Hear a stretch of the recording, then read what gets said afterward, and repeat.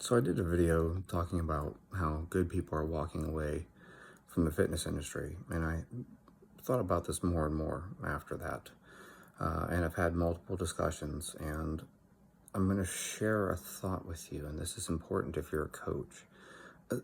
You know what's interesting is that the people that I've coached that burned me were often other coaches.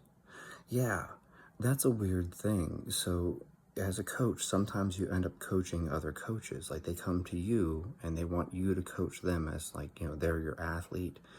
And then what they'll do oftentimes is they take your program and then they distribute it to their athletes, which doesn't make sense because I individualize programming to the person that I'm coaching. I have no cookie cutter templates. All of my athletes are on completely different programs based off of their ability, and often I base it off of their reps.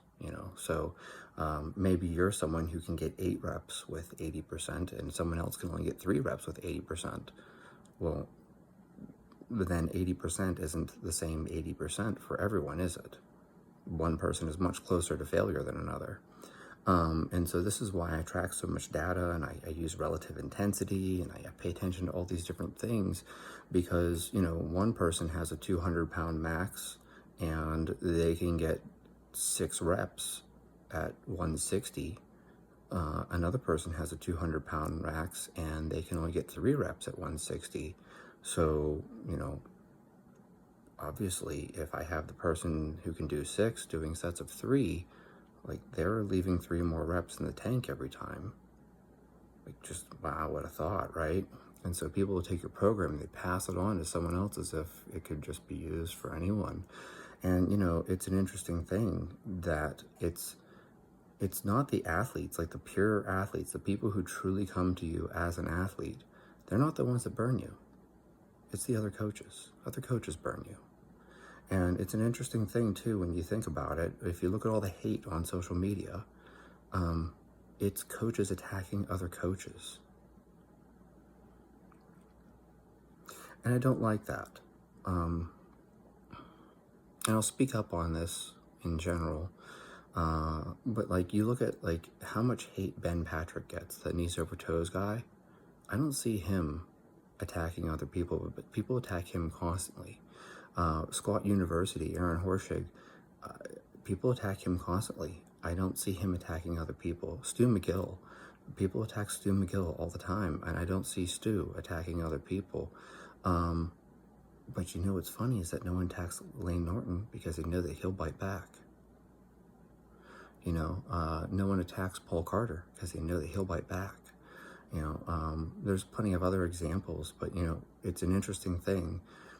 We like to attack the people that we know won't sink to that level and attack us back, but we won't attack people who would attack us back. It's an interesting thing. People like to attack that Paul Saladino. That guy just seems to be super chill.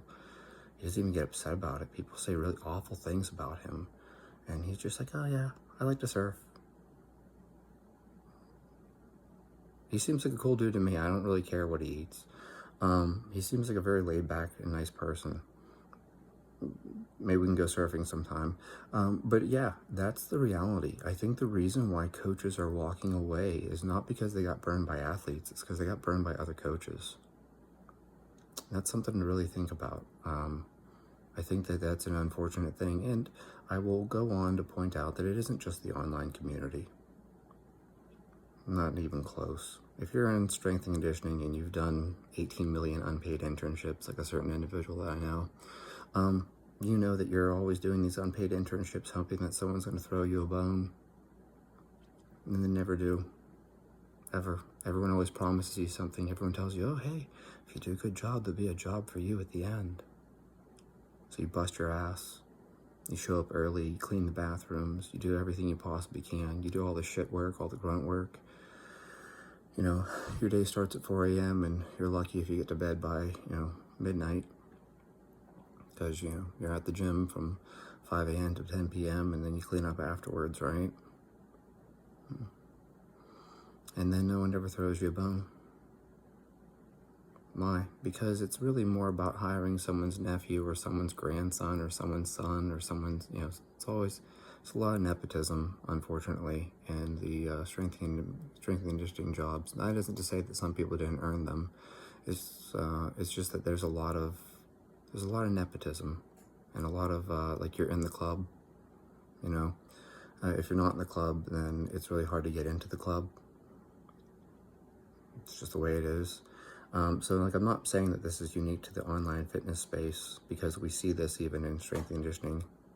This happens as a strength and conditioning coach, even at the D1 level, D3 level for that matter.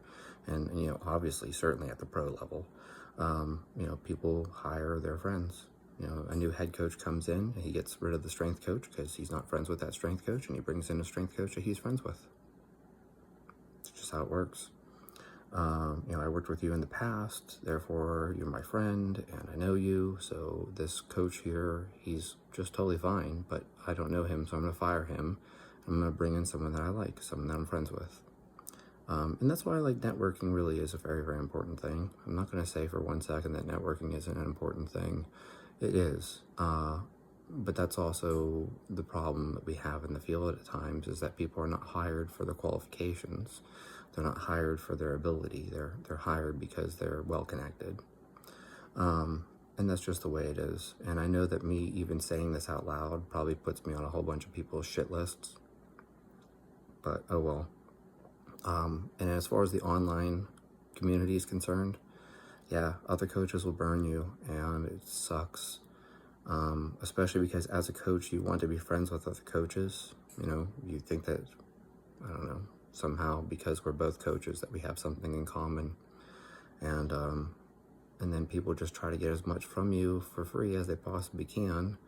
And they take advantage of if you're generous and kind, and, they will take advantage of you.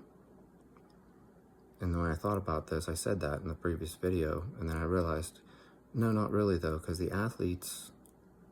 my athletes actually, like, they finish their emails and text messages to me with things like, thank you so much, I hope you have a great weekend, or thank you so much, I hope you have a great week, or, thank you so much, I really appreciate all the work that you've done for me.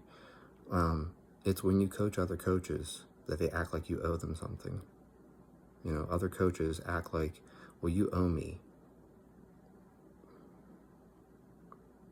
And that's a weird thing, because you would think that as a coach, you would recognize how you want to be treated by an athlete, but coaches don't think twice about treating other coaches poorly. And so coaches burn other coaches, and then good coaches get burned out and leave because they get tired of getting burned. And so it's like I said in the last video, if all the good people leave, what are you going to be left with?